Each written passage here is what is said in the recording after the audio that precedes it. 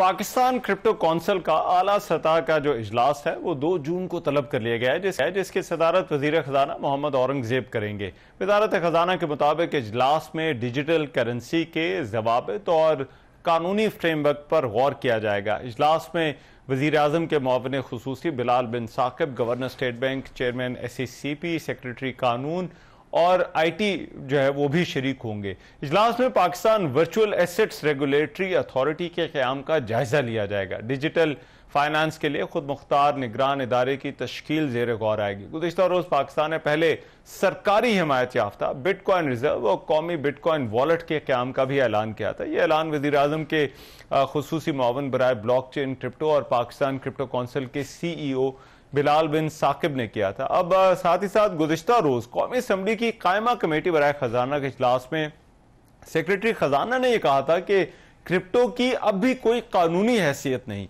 State bank और SECP की जानिब से इस पर पाबंदी बरकरार है। जब हुकूमत को फैसला करेगी तभी रेगुलेटरी फ्रेमवर्क बनेगा। पाकिस्तान क्रिप्टो कौंसिल के अभी तक कवानीन नहीं बने। क्रिप्टो कौंसिल वजीर आजम के एग्जीक्यूटिव ऑर्डर पर कायम की गई है। अब ये क्रिप्टो का स्टेटस असल में क्या है और इस सारे मामले का जो है वो क्या फर्क पड़ेगा, इस पर जो है वो बात करने के लिए फरीद खान साहब इस वक्त मेरे साथ मौजूद हैं, चेयरमैन के ट्रेडिसिटी।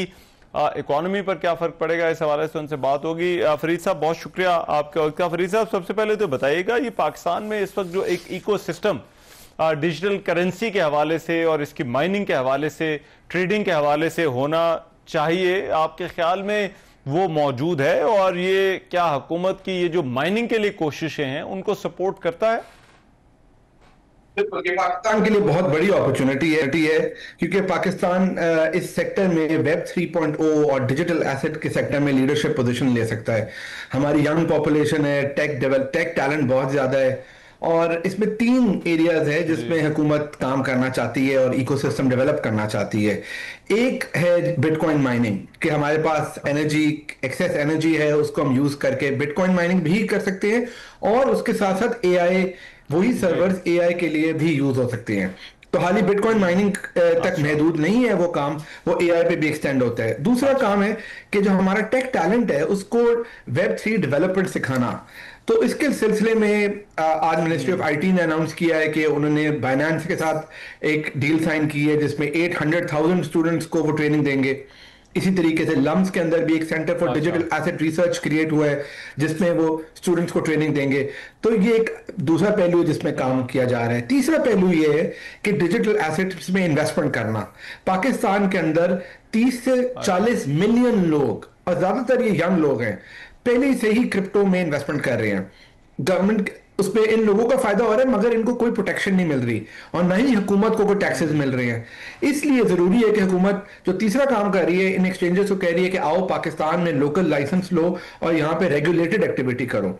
और चौथी, जैसे आपने मेंशन किया कि पाकिस्तान खुद टू डेमोन्स्ट्रेट कि हम लीडरशिप रोल कर रहे हैं सेक्टर में, गवर्नमेंट खुद भी एक स्ट्रेटेजिक रिजर्व बिटकॉइन का बना रही है जो कि बहुत ही अच्छी बात है और हमें बड़ी ग्लोबल अटेंशन मिल रही है। ग्लोबल लीडर्स हम पाकिस्तान को रिकॉग्नाइज कर रहे हैं। It's great to see in some sector Pakistan is taking bold and courageous steps.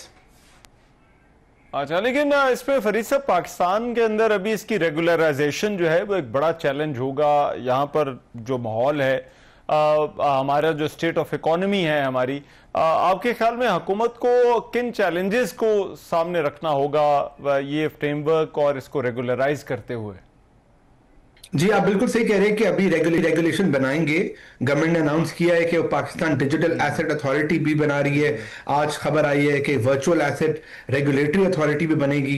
तो ये जो दोनों बॉडीज होंगी इनका काम यही होगा कि रेगुलेशन बनाए। और जैसा आपने दुरुस्त कहा कि इस वक्त रेगुलेशन नहीं एग्जिस्ट करती।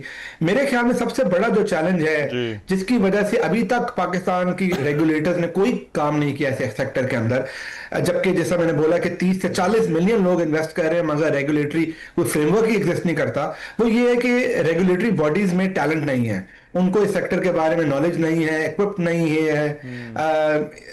और इसलिए सबसे बड़ा जो फुकदान है हमारे पास ब्यूरोक्रेसी के अंदर अंडरस्टैंडिंग का।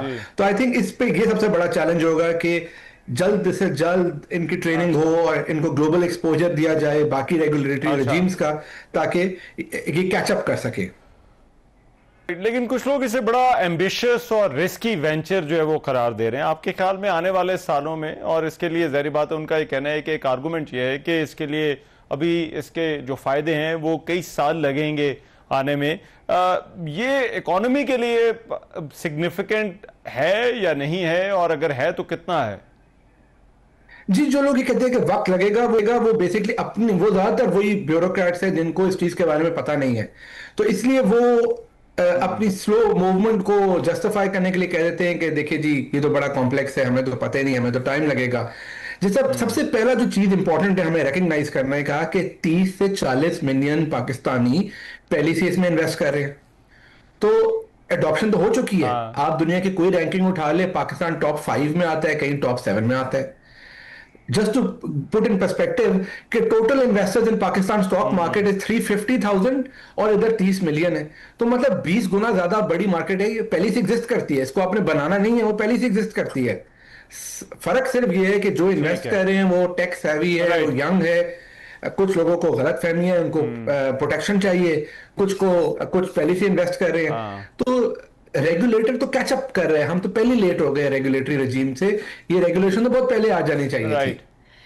तो वो नहीं है कि हम जो है हमें बड़ा टाइम लगेगा। दूसरा, दुनिया की, हम पाकिस्तान यूनिक नहीं है, यूएई में भी रेगुलेशन है, सिंगापुर में भी रेगुलेशन है, हांगकांग में भी है, और यूएस जो दुनिया की सबसे बड़ी इकोनॉमी है, जो फाइनेंशियल मार्केट्स जो सब फॉलो करती है, वो यूएस को करती है।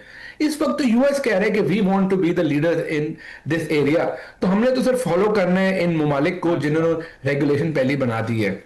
मगर ये बात भी मद्देनजर रखना बड़ा जरूरी है कि यूएस के अंदर भी ऐसे रेगुलेटरी बॉडीज के अंदर ऐसे लोग थे जो कहते थे कि ये बड़ा वॉलेटाइल सेक्टर है, हमें इसमें नहीं इन्वॉल्व जाना चाहिए। मगर वक्त के साथ साथ वो उनको या तो रिप्लेस कर दिया गया या उनके जो तहफ्फुज़ात थे वो गलत प्रूव हुए। तो इस वक्त तो US is the leader, Pakistan is following the US. Right, बहुत शुक्रिया। फरीद खान साहब हमारे साथ मौजूद थे और पाकिस्तान में जो क्रिप्टो, बिटकॉइन, डिजिटल करेंसी की रेगुलराइजेशन है उस हवाले से बात कर रहे थे। अब 2 जून को इजलास है, अभी रेगुलेटरी फ्रेमवर्क बनना है, चैलेंजेस काफ़ी सारे हैं। देखते हैं इस हवाले से हुकूमत मजीद क्या फैसले करती है। प्रोग्राम में अभी एक ब्रेक शामिल करें, वापस आते हैं इस ब्रेक के बाद।